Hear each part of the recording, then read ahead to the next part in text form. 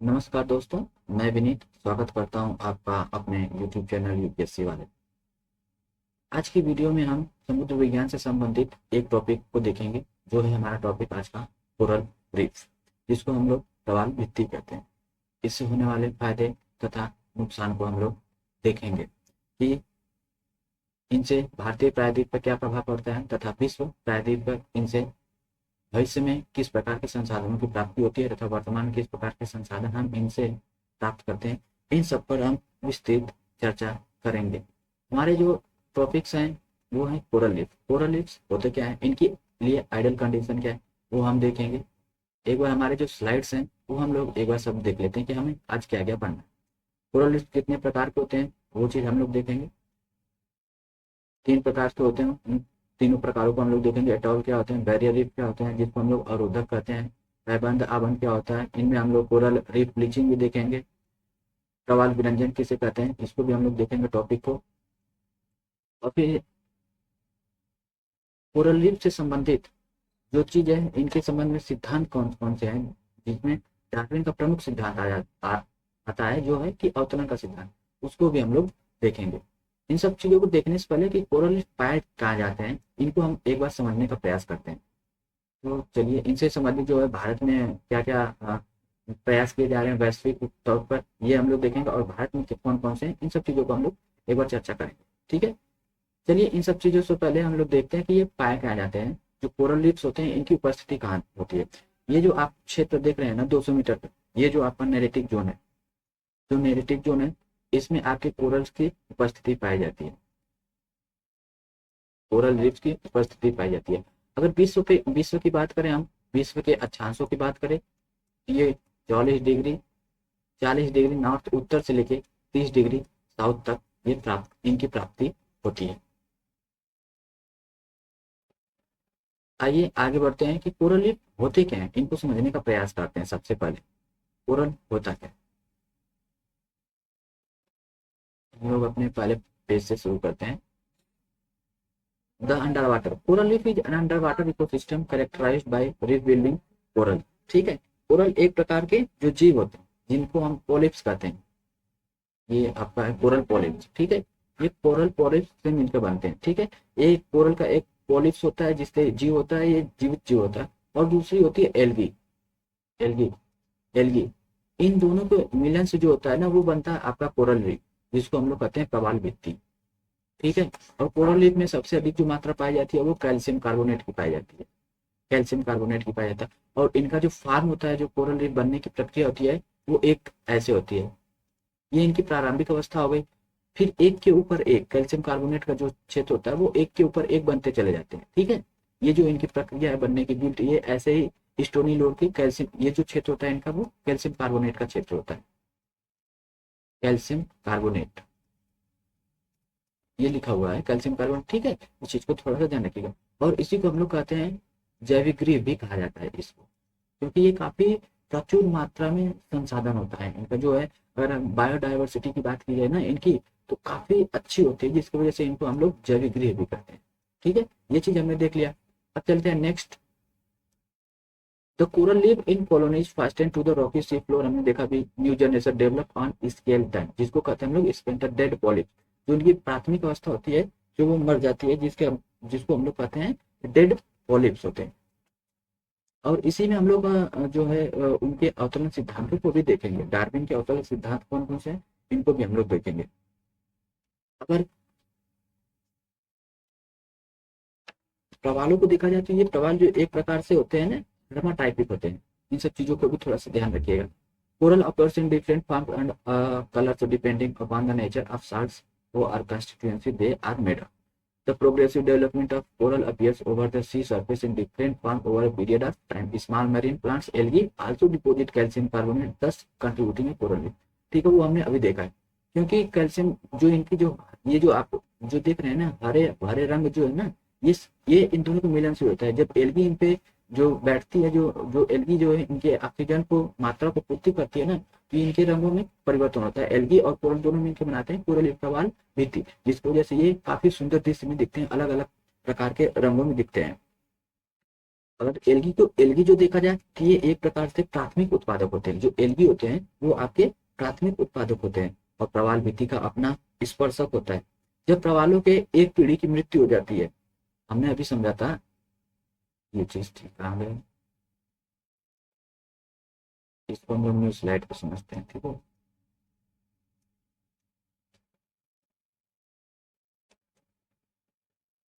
ये चीज है, ये आपके प्रवाल। ठीक है, ये आपका समुद्र है, समुद्र के नीचे जो 200 मीटर का रेंज है उसमें समझने का प्रयास करते हैं। ठीक है, ये आपके प्रवालों की स्थिति है। ठीक है, एक के ऊपर एक बढ़ते जाते हैं। जो ये पहला प्रवाल है जो ये मृत हो जाता है, इसको ऐसे भी समझ सकते हैं हम लोग, इसको थोड़ा सा सीधा कर लेते हैं। ये आपकी स्थिति है। ठीक है, ये आपका समुद्र, ये आपके प्रवाल। ठीक है, प्रवाल, ये जो आपकी स्थिति, कलर चेंज कर लेते हैं हम लोग थोड़ा। ये जो है ना आपका, ये जो प्राथमिक प्रवाल है, ये जब डेड हो जाते हैं ना तो इन्हीं को हम लोग कहते हैं लेगुन। लेगुन भी कहा जाता है। और यहीं पे आपके बनते हैं बोट चैनल, बोट चैनल, इन सब चीजों का ध्यान रखिएगा। और फिर इसमें अगर नॉर्मल देखा जाए तो कहाँ से कितने तक पाए इनके जो है, वो जो महाद्वीपीय मंग तट है, अगर आपको तट से पूछा जाए तो तट से तो 200 मीटर तक है, नेरेटिक जोन में पाए जाते हैं, नेरेटिक जोन। ठीक है, नेरेटिक जोन में। लेकिन अगर महाद्वीपीय मग्न तट पूछ दिया जाए तो महाद्वीपीय मग्न तट में इनकी जो अवस्था होती है 65 मीटर से लेके 100 मीटर तक होती है। 65 मीटर टू 100 मीटर।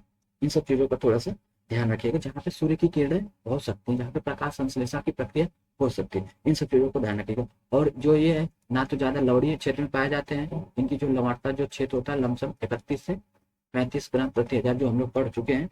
और ना ही ये काफी गर्म क्षेत्र में पाए जाते हैं, इनका जो टेम्परेचर होता है ना, वो एकदम आपका जो 22 से लेकर 25 तक, इनका जो है ना एकदम, जो जिसको हम लोग कहते हैं एकदम शानदार टेम्परेचर, अच्छा तापमान जिसको बोलते हैं, वो होता है।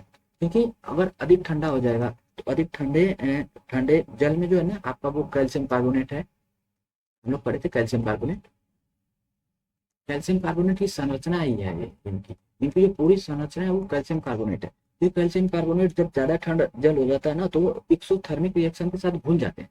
तो जब घुल जाएंगे तो कोई मतलब ही नहीं रहेगा। और जब ज्यादा पानी गर्म हो जाएगा तो वो उसमें जल के इनकी मृत्यु हो जाती है। पता है, इनका जो तापमान है, जो वो सबसे जो बेस्ट टेम्परेचर होता है वो 22 से लेकर 25 डिग्री तक होता है। और इनके लिए जो उपस्थिति होती है, महाद्वीपीय मंग तट के ढाल की उपस्थिति होती है। महाद्वीपीय ढाल जो होती है ना, वो 0.1 डिग्री तक होती है। इस चीज को बहुत ही ध्यान देने वाली चीज है कि जो कोरल के बनने की जो स्थिति है, वो महाद्वीपीय ढाल, महाद्वीपीय मंग तट के ढाल जो होती है वो 0.1 डिग्री तक ही हो सकती है। 0.1 डिग्री से ज्यादा होगी तो वो उनकी उत्पत्ति वहां पे नहीं हो पाएगी। इन सब चीजों को, ये सब प्रीलिम्स और मेंस में एकदम की वाले टर्म्स हैं जिनको आप हमेशा याद रख सकते हैं। अब आइए आगे बढ़ते हैं। आगे बढ़ते हुए हम लोग थोड़ा सा देखते हैं इनकी उपस्थितियों को।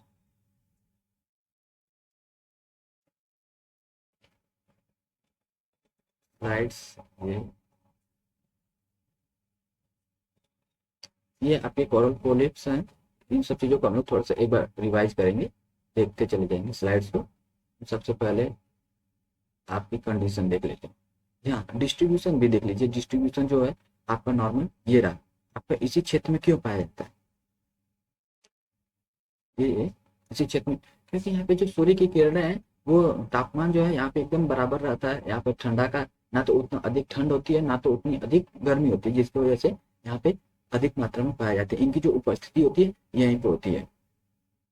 और जैसे मान लीजिए जिन तटों पर समुद्री धाराएं अथवा तरंगे अथवा सुनामी जैसे प्राप्त होते हैं ना, वहां पे इन लोगों की अनुपस्थिति होती है। अगर मान लीजिए किसी तट पे अगर हरिकेन आ रहा है, चाहे टाइफून आ रहा है, चाहे सुनामी आ रही है, तो यहाँ पे इन सब की अनुपस्थिति होती है, यहाँ पे ये नहीं पाई जाती है। इन सब चीजों का थोड़ा सा ध्यान रखिएगा। अगर जैसे प्रवालों को विकास के, इनके डेवलपमेंट की बात की जाए कि इनका विकास जैसे के लिए समुद्री तरंगों का होना आवश्यक है, ये एक फैक्टर है कि समुद्री तरंगों का होना इनके लिए आवश्यक है। क्योंकि जो समुद्री तरंगे होती हैं वो ना सिर्फ पोषक तत्वों को लाती हैं बल्कि तटीय जल का ऑक्सीजनीकरण भी करते हैं। जो तट के आसपास क्षेत्र होता है उनके जल का ऑक्सीजनीकरण भी करते हैं। अब इसमें हम लोग चार्ल्स डार्विन के सिद्धांतों को देखते हैं। चार्ल्स डार्विन के कौन कौन से सिद्धांत है? चार्ल्स डार्विन के सिद्धांत के अनुसार आपका ये है, ठीक है, ये डार्विन का अवतरण सिद्धांत, जिसको हम लोग कहते हैं डार्विन का अवतरण सिद्धांत। डार्विन अवतरण सिद्धांत। डार्विन के अवतरण सिद्धांत सिद्धांत में पेन चेंज कर लेते हैं, कलर चेंज कर लेते हैं, रेडिश, ठीक है, ठीक है। चार चार प्रकार के, एक जो है जिसको हम लोग कहते हैं पैबंद, या फिर इसी को हम लोग कहते हैं प्रारंभिक अवस्था, ठीक है, ये है आपकी प्रारंभिक अवस्था। और जो दूसरा है उसको हम लोग कहते हैं तटीय प्रवाह। तटीय प्रवाह, ये जो चीज है आपका तटीय प्रवाह। और जो तीसरा बनती है आपका वो है अवरोधक, अवरोधक। और जो चौथा बनता है वो है आपका पेट्रोल बनती है, जिसको हम लोग कहते हैं वलयाकृतिक प्रकृति, वलयाकृतिक प्रवाह, ठीक है। डार्विन थ्योरी स्टार्ट विथ है वोल्केनिक आइसलैंड विच बिकम्स, ठीक है, ये प्राथमिक अवस्था है इसकी। फिर जो दूसरी है कि as the island and ocean floor dies coral growth builds a fringing reef, ठीक है, ये आपका फ्रिंजिंग रीफ की अवस्था को प्राप्त होती है। जैसे अगर तटीय प्रवाल की बात करें तो जो प्रबंध प्रवाल प्रवाल है ना, प्रबंध प्रवाल से ही विकसित होकर इसका जो है, इससे ही विकसित होकर ये बनता है। फिर इसके बाद ये इसकी अवस्था आती है, तीसरे के बाद फिर चौथी अवस्था आती है। तो दूसरी अवस्था में जो है प्रवालों का विकास जो थल की ओर ना होकर वो समुद्र की ओर होता है, ठीक है, इस चीज को थोड़ा सा ध्यान रखिएगा। कई बार तटीय प्रवाल एवं तट रेखा के मध्य छिछले एवं लंबे समानांतर समानांतर जो है लेगुनों का विकास हो जाता है, समानांतर लेगुनों का विकास हो जाता है। अब इसमें अवरोधक वाले में पढ़ते हैं कि हम लोग जो इसकी तीसरी प्रावस्था है इनकी, वो है अवरोधक। ये जो प्रवाल है ना ये अत्यंत विस्तृत होते हैं, मतलब कम से कम इनकी जो लेंथ होती है वो 20 से 25 किलोमीटर ये दूर दूर तक विशाल होती है। लेकिन परंतु जैसे अगर इसका उदाहरण के तौर पे हम लोग देखें ना तो great barrier reef, great barrier reef ये कहाँ पाया पाया जाता है? ऑस्ट्रेलिया के पूर्वी तट पर, ऑस्ट्रेलिया पूर्वी तट, ठीक है, इस चीज को याद रखो अगर आपको समझना है। दैट मीन्स ये है आपका ऑस्ट्रेलिया, ठीक है, ये ऑस्ट्रेलिया है, ये है आपका ग्रेट बैरियर रीफ, ठीक है, ये जो क्षेत्र है आपका यही है, इसको कहते हैं हम लोग GDR, ग्रेट डिवाइडिंग रेंज, ठीक है, ग्रेट बैरियर रीफ इसको कहा जाता है, ठीक है। अब आते हैं जो हमारी चौथी अवस्था होती है वो होती है प्रवाल की। प्रवाल की अवस्था में क्या होता है कि जो द्वीप है ना, ये जो द्वीप है आपका वो धसा होता है, द्वीप धसते धसते एकदम पूर्ण रूप से धस जाता है। और जो प्रवालों की स्थिति होती है वो धीरे धीरे ऊपर ऊपर ऊपर आते हुए ऐसे गोल की संरचना बन जाती है।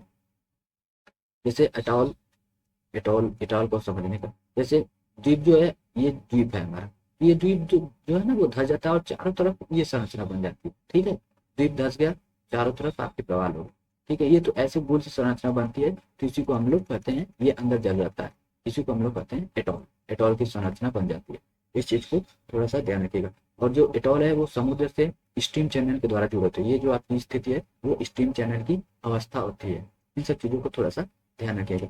और इन सब चीजों के लिए जो है ना वो तीन अवस्थाएं होती है, डार्विन के अवतरण सिद्धांत में तो हमने देख लिया, लेकिन उनके लिए तीन स्टेजेज होते हैं। तीन स्टेजेज कौन कौन से होते हैं उनको एक बार फटाफट हम लोग देखते हैं और इनको हम लोग खुद बनाने का प्रयास करें, ठीक है, इनको, ठीक है, ये ठीक।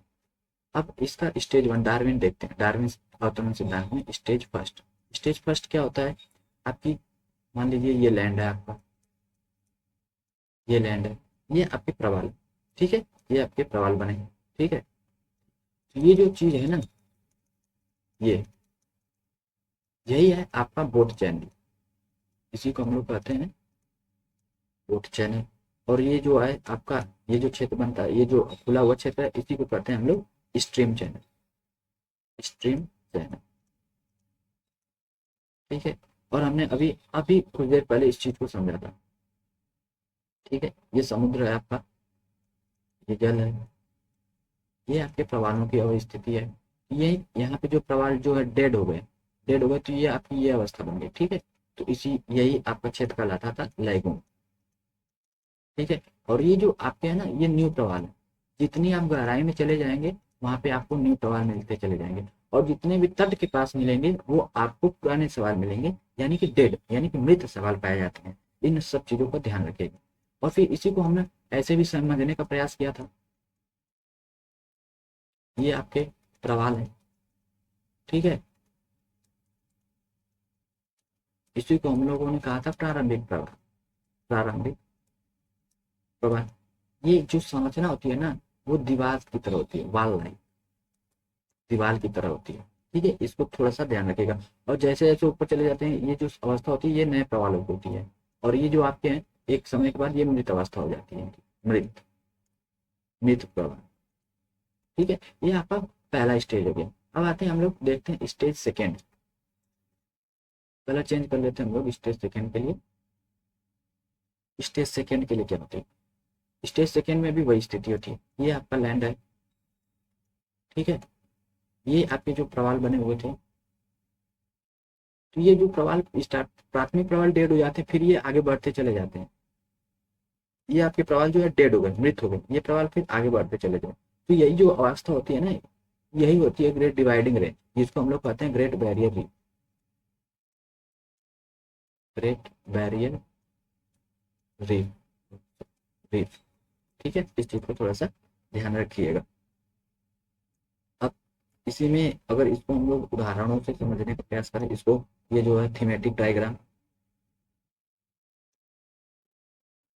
ये आपके बनते चले गए, ठीक है। ये आपका समुद्र है, इस चीज को थोड़ा सा कर लीजिए।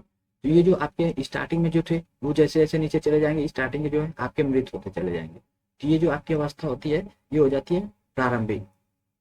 इसी को हम लोग कहते हैं प्रारंभिक अवस्था।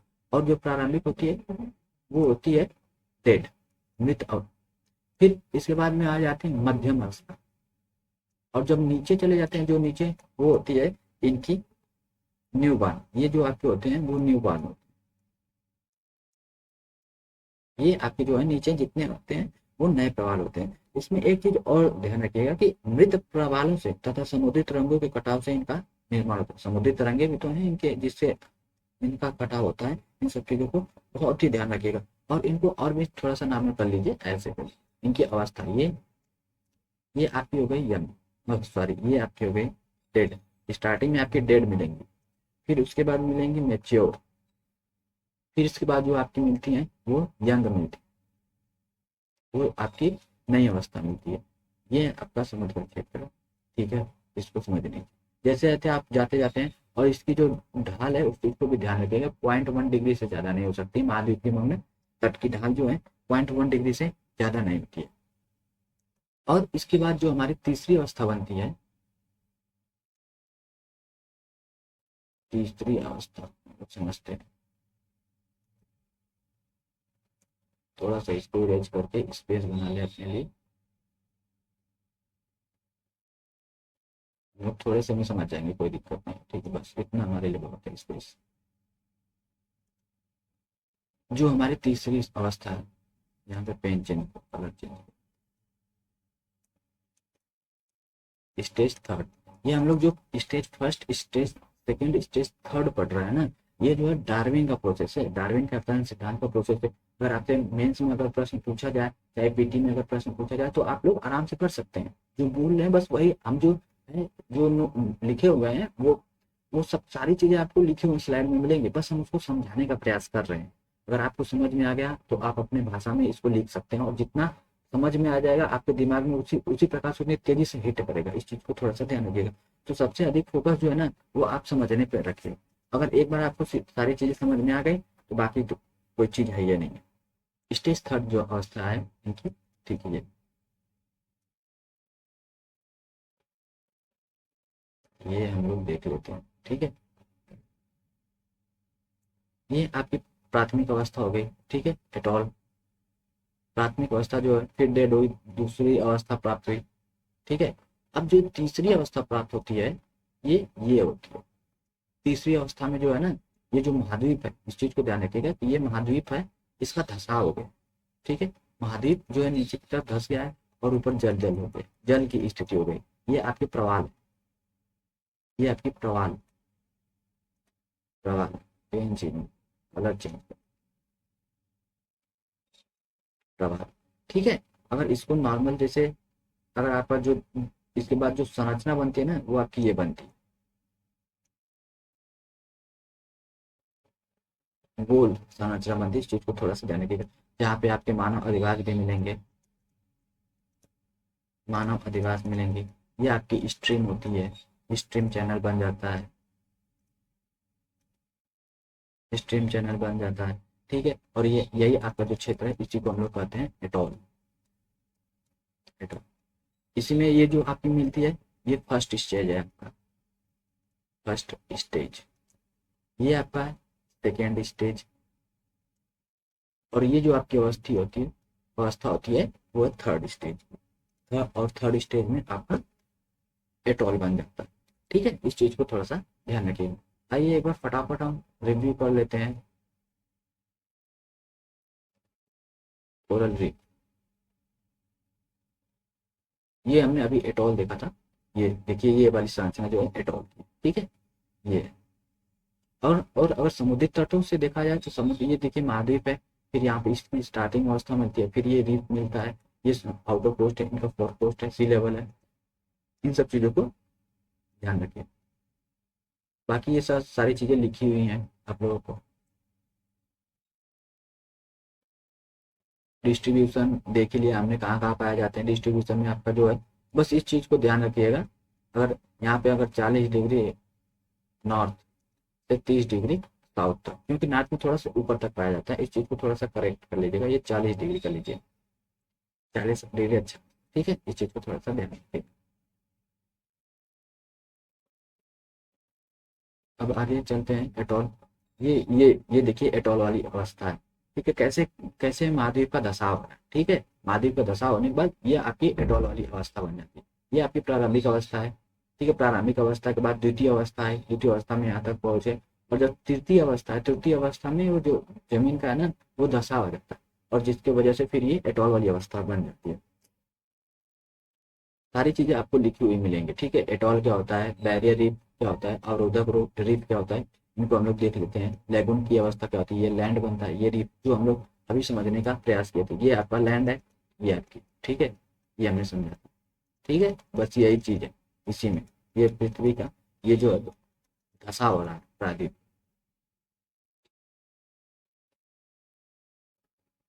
बैरियर रीफ के बाद ये देखते हैं फ्रिंगी रीफ क्या, फ्रिंगिंग रीफ। फ्रिंगिंग रीफ भी हमने देख लिया था, इसकी जो प्रारंभिक अवस्था होती है वो फ्रिंजी ड्रिप कहलाती है। ये आपका जो है उदाहरण के तौर पर देख लीजिए। ठीक है, ये आपका जो द्वीप है, ये फ्रिंजिंग द्वीप का उदाहरण है। इसकी जो संरचना है, इस चीज को थोड़ा सा ध्यान रखिए। टाइप्स ऑफ कोरल रीफ्स हमने देख लिया, तीन तीन प्रकार के होते हैं, वो भी चीज देख ली। लेगून क्या होता है, लेगून का फॉर्मेशन क्या होता है, इसको हमने देख लिया था। ठीक है, कोरल रीफ टाइपोलॉजी है एक प्रकार से, refers to a comparatively wide band of water that lie between the shore and the main area of reef development and contains and, अगर वो बस आपको यार देखो क्या है ना, ये चीज समझ में आ जानी चाहिए।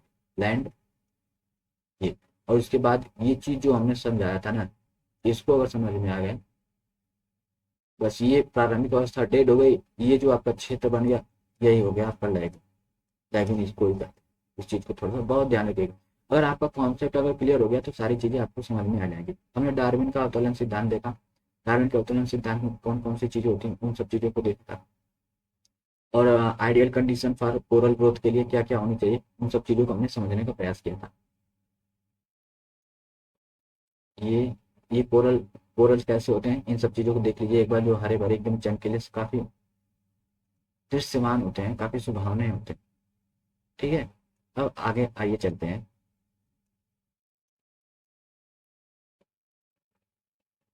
नेरेटिव जोन हमने देख ही लिया था।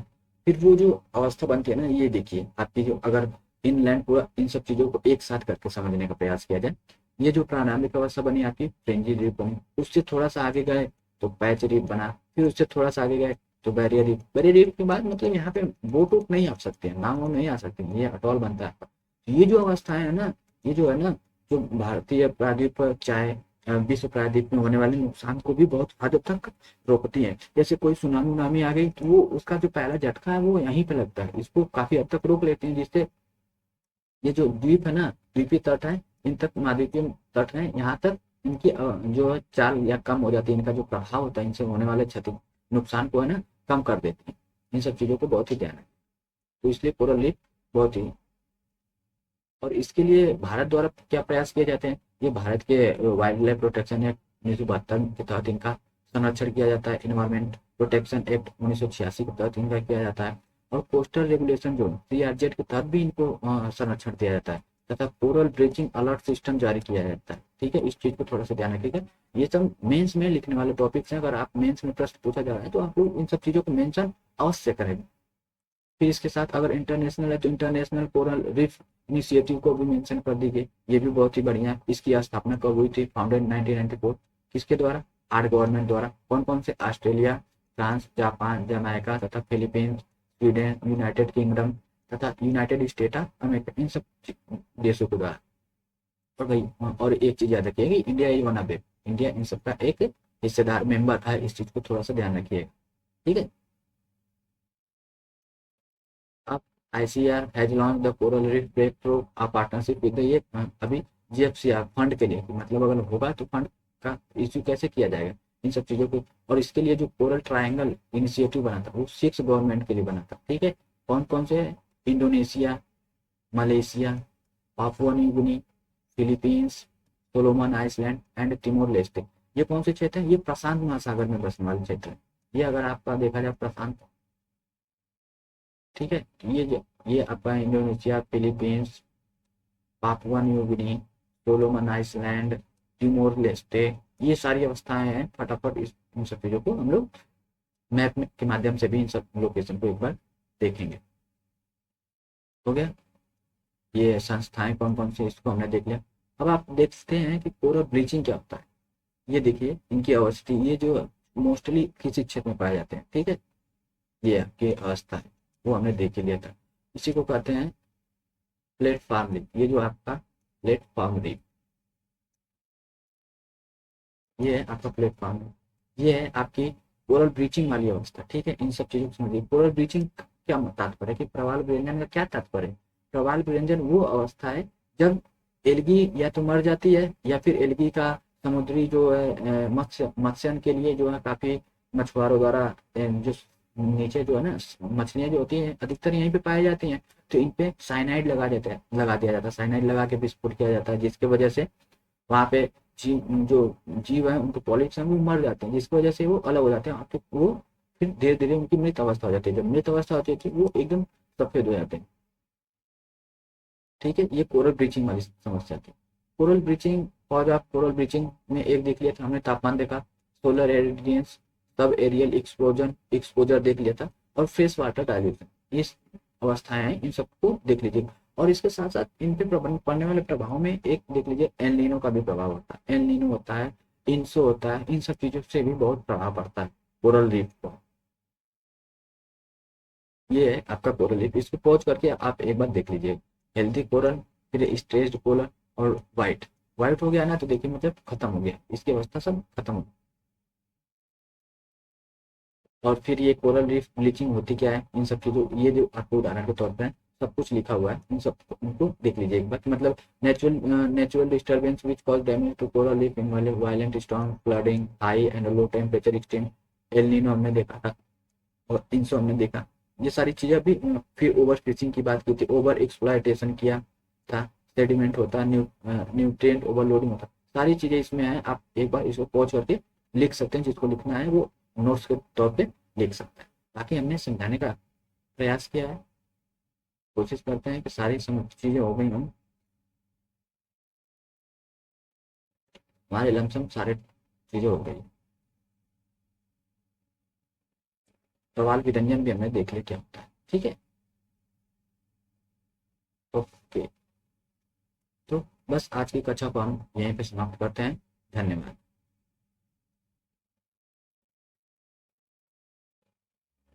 एक बार स्लाइड देख लेते हैं हम लोग की सारी कंप्लीट हो चुकी है या फिर कोई बाकी है पॉइंट हमारा। हमारे लमसम सारे चीजें कंप्लीट हो गई हैं। चलिए ठीक है, कक्षा को समाप्त करते हैं।